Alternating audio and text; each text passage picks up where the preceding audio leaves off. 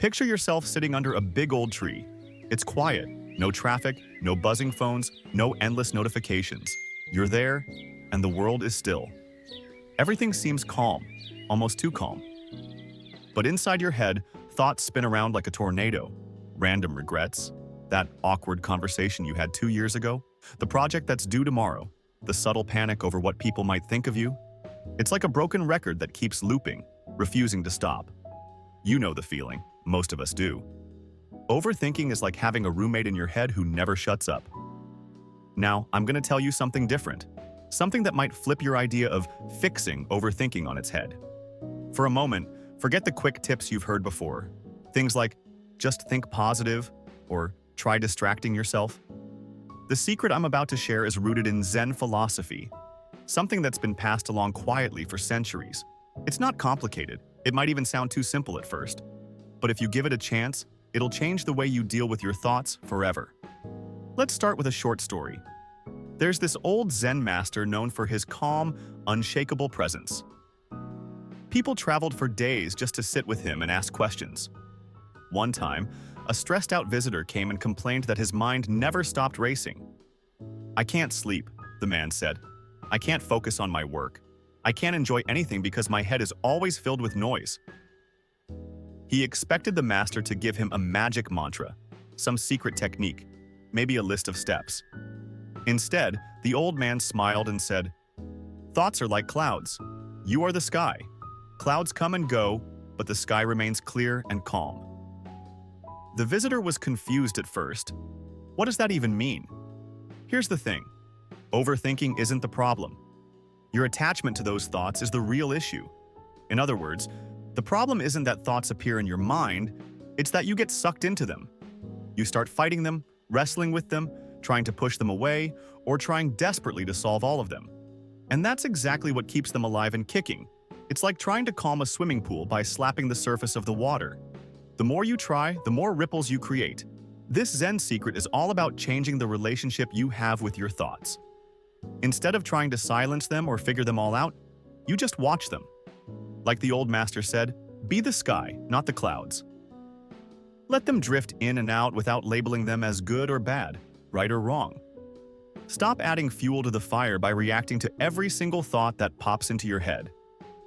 I know, this sounds a bit abstract, so let's break it down. You're going about your day, and suddenly you recall something embarrassing you did at a party 5 years ago. Normally, you might cringe and start thinking, "Why did I do that? Does that person still think I'm weird? What if everyone remembers?" And then you're spiraling into some deep pit of what-ifs. But what if you just noticed the thought and said to yourself, "Oh, that's just a thought. It came out of nowhere, and it'll leave if I let it." And then you do nothing. You don't fight it. You don't push it away. You just let it float by. In the beginning, this feels unnatural. We're used to treating every thought like a problem to solve. We've trained ourselves to control, manage, and predict everything. But the mind doesn't work that way. The harder we try to control it, the more it controls us. Zen philosophy suggests a different path. Acceptance. Accept that thoughts happen. Accept that your mind can be noisy. Accept that you're human. The moment you accept these things, the tension around your thoughts starts to loosen. Now, let's talk about a practical way to do this. One approach is something called noting. When a thought pops up, just silently label it. Thinking. That's it. You don't say, "Oh no, I'm thinking negatively," or "I'm overthinking again." You don't judge the content. You just note the activity, thinking. By doing this, you separate yourself from the thought. You become an observer. Observers don't get dragged into the drama. They watch it from a distance. This practice works because it aligns with how the mind naturally functions. Thoughts are like guests, not permanent residents. They show up, hang around, and then leave. If you don't force them to leave or beg them to stay, they just move along. You become free. Another angle to understand this secret is by recognizing that thoughts are often just random blips of the brain. They don't always mean something important.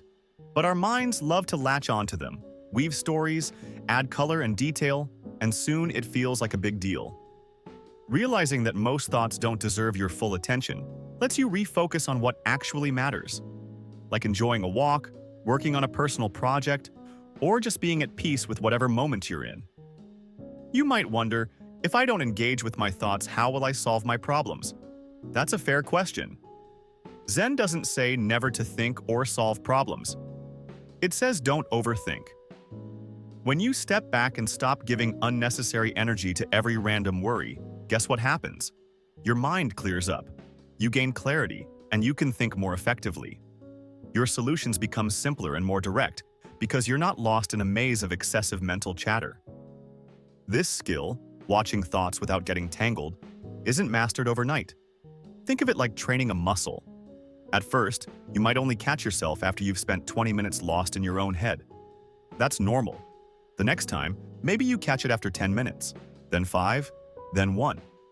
Eventually, you'll recognize a thought as soon as it appears and let it go before it snowballs. It helps to practice in a quiet setting at first. Just sit down, close your eyes, and watch what goes on in your head. Don't try to stop anything, just observe. You might be shocked at how random and absurd many of your thoughts are. That's good. It shows you that you're not your thoughts. You're the one watching them. Over time, this approach leads to a calmer, more stable mind. You'll find that everyday stresses don't knock you off balance so easily. You'll notice that you can enjoy moments without a mental commentary running in the background. When challenges come, you face them more directly, without the tangled web of panic and self-doubt you used to carry around. Let's also consider another Zen story. A monk was once asked, "Master, how do you remain so peaceful?" The master replied, "When I eat, I eat. When I sleep, I sleep." The visitor was confused. Everyone eats and sleeps. What's the difference? The difference is that when the master ate, he just ate. He didn't think about tomorrow's chores, yesterday's arguments, or whether he was eating correctly. He simply focused on the act of eating. When he slept, without analyzing the day's failures and tomorrow's worries. He stayed present, not tangled up in overthinking. This presence is what we're aiming for. Overthinking drags you out of the present moment and into either the past or the future, both of which you can't directly control. Being present dissolves half the nonsense automatically, because there's just no room for 1,000 unnecessary thoughts when you're fully engaged in what's in front of you. But don't mistake presence for passivity. It's not about becoming a zombie who never thinks critically. It's about choosing when and how you think. When a real problem comes up, like needing to make a decision or plan something important, give it your full attention. Think it through logically, write down pros and cons if needed, and then move on. After that, let it go. Don't stew over it endlessly. Imagine all the mental energy you'll save by not replaying the same scene over and over again in your head. Imagine how light you'll feel when you're not constantly weighing yourself down with useless commentary. That mental energy can go toward creativity, enjoyment, learning new things, spending time with people you care about, or simply feeling more relaxed. The shift is subtle, but powerful. You stop trying to fix overthinking with more thinking, and instead realize that thoughts are just passing phenomena. You're allowed to ignore them. You're allowed to not engage. This doesn't make you lazy or irresponsible, it makes you free. If you want to test this out right now, pause for a moment. Notice what's in your mind at this second. Maybe you're judging this video or wondering what you'll eat next or worrying about a text you haven't answered. Just see it. Label it. Thinking. And then let it go. Don't push it away, just wait and let it fade. Notice the space that appears when you don't chase the thought.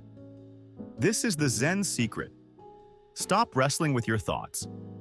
Instead, watch them come and go, knowing you are not them. You're the sky, not the clouds. Thoughts will keep appearing. They're part of being human. But they lose their grip when you stop giving them all your attention. It might feel strange at first, and that's okay.